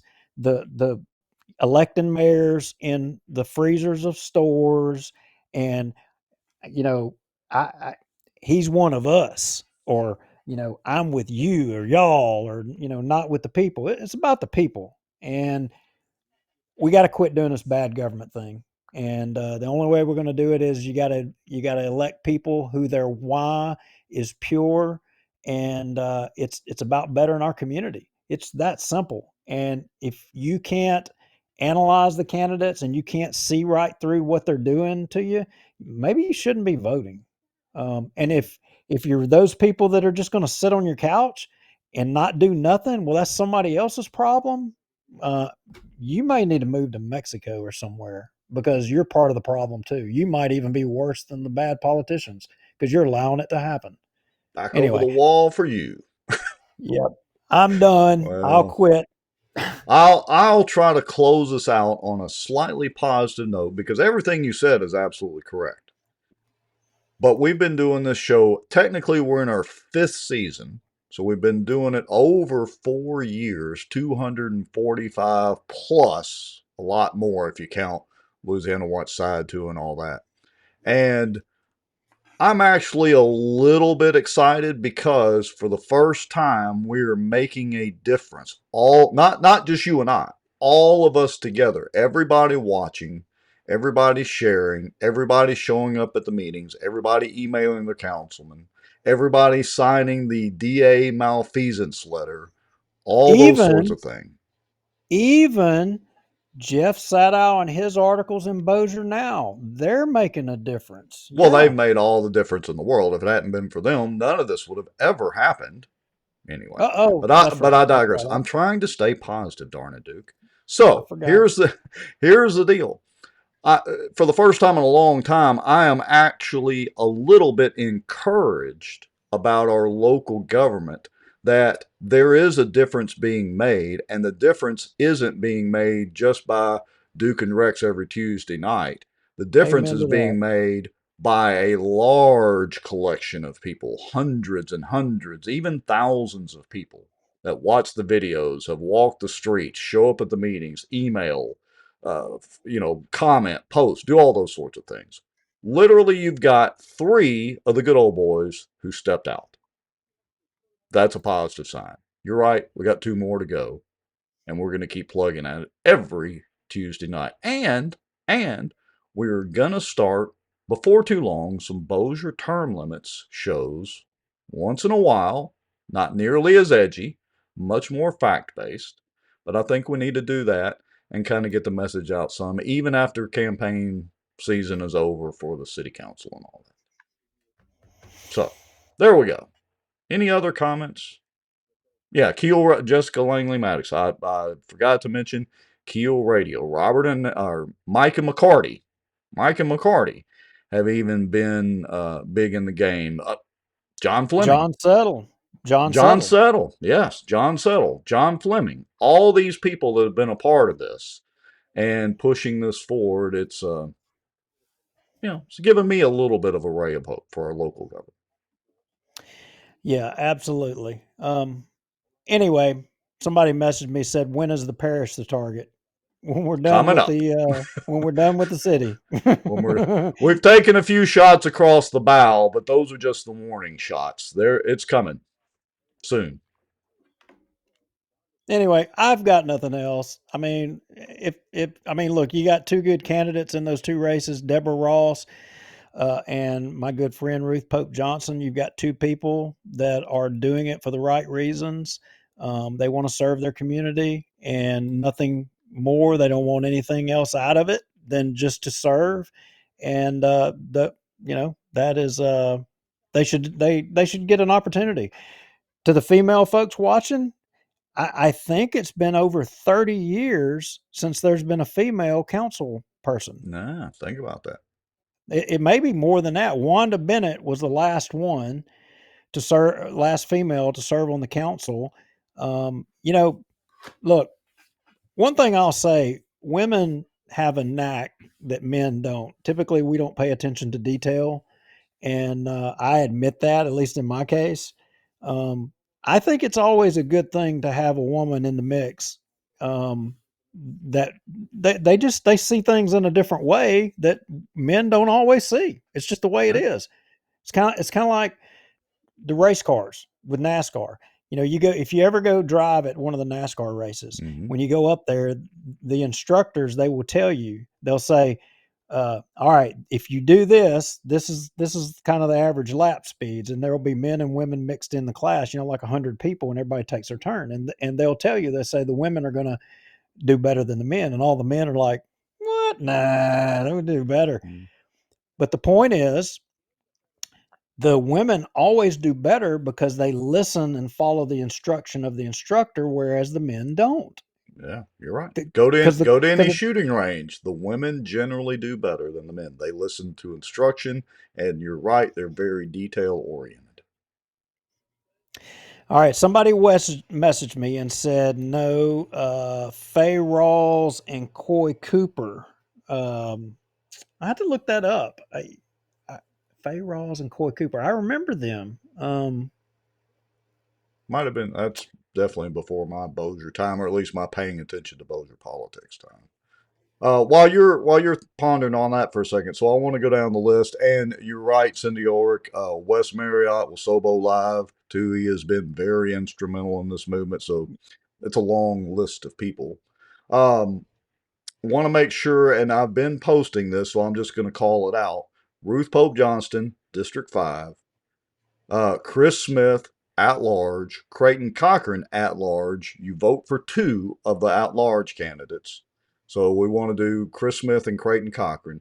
Cliff Smith in District 3. And then, of course, Miss Deborah Ross in District 2. Hell no for Lee Jeter, the turncoat. He's running for at large. No way Lee Jeter. And of course, we're not big fans of Mr. Darby, and we're certainly not fans of Vince Maggio. There are punching bags. Yep. Deborah Ross and Ruth Pope Johnson, Cliff Smith, Chris Smith, and none other than Clayton Cochran. Those are our choices. You make your own mind up. All right. What else, Mr. Lowry? That's all I got. That's all we make fun of tonight. All right, folks, y'all know the drill. Tag, share, like, do all that good stuff. We so much appreciate all the help from Pelican Training and Consulting, Acadiana Mortgage over there, that way. If you need any mortgage advice or help, call Kara and reach out to Duke. Got some people refinancing. Rates are jumping around a little bit. All right, there you go. If you're thinking about it. If you need some tech help or social media help, hit me up, and I'll be glad to help you out if I can. That's pretty much it. D.D. White Clark, careful. She said it. Trouble. She's baiting us. She's baiting us. I'll say it. See you next Tuesday. There we go. See you then.